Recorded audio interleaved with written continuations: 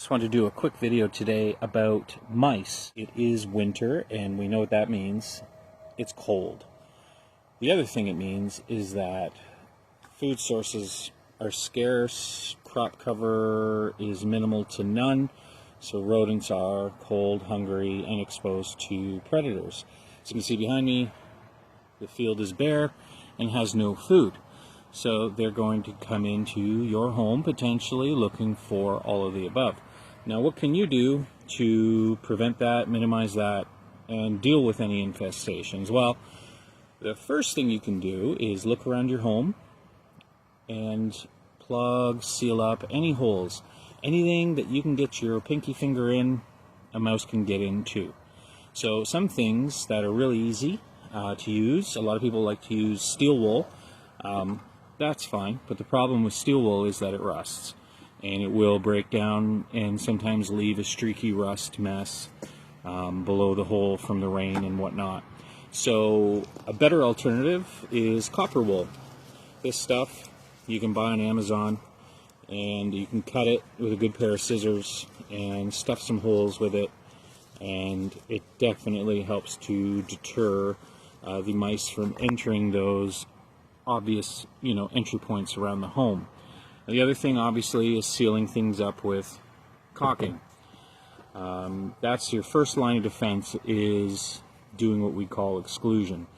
The other thing you can do is sort of trim up any tall grasses, bushes, shrubs, that sort of thing. Leave a good 6-inch to 1-foot gap between those things and the foundation or the side of the home. That allows a little more airflow to keep things dry, to minimize things like bugs, minimizes bridges for things like bugs, and also doesn't provide harborage for the rodents, so they're more exposed to things like predators, less likely to hide along there and then enter the home. Now we have mice in the home, we've got to do something to deal with it. Try, tested and true, not always effective, but it does work, is the snap trap, available anywhere. Peanut butter obviously has been the most commonly used bait since the dawn of time, but I also recommend using things like bacon grease or even butter, so you can use that on the snap traps and get the mice that way. Another style, now this one is a rat trap, but they do make this exact same version smaller for mice. The nice thing about them is if I can get it apart here, bear with me, on the bottom you can twist that little cap off, and if I can get it out, which I can't because my hands are cold and I'm wearing gloves, you can see here, oh there we go, got it, this little cap comes off, so you can fill it with bait and then place it back in there, and the mouse will try to have a meal and it'll be its last. The next step in controlling rodent infestations, rodenticide. Something like this that is only able to be serviced, purchased, and placed by licensed exterminators, and it is placed in stuff like this, tamper-proof bait stations, and the mouse will go in there, have a little meal, and that's the end of that. There are other humane ways that you can deal with mice infestations, like live traps.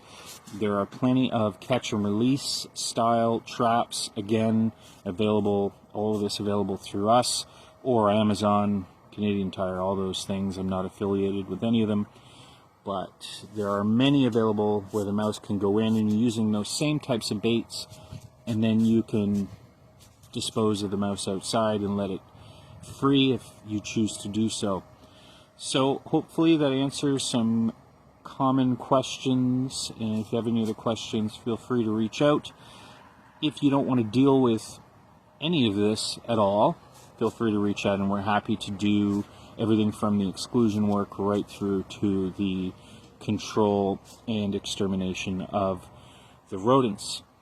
Here is where I would place a cool, snazzy tagline at the end of the video if I had one. If you're concerned about squirrels, or as I like to call them, acro rats, you're going to want to keep any trees, any tree limbs, that sort of thing, trimmed away from the house about 10 to 15 feet just to avoid them, you know, jumping onto the home and having access to the home via any holes or holes they might make, that sort of thing. The other thing that this prevents is things like carpenter ants from dropping down onto the home and then infesting the home that way. It sort of creates a bridge for insects. So, pro tip, keep things trimmed away. For acro rats, a good 10 to 15 feet away from the structure is going to help a great deal.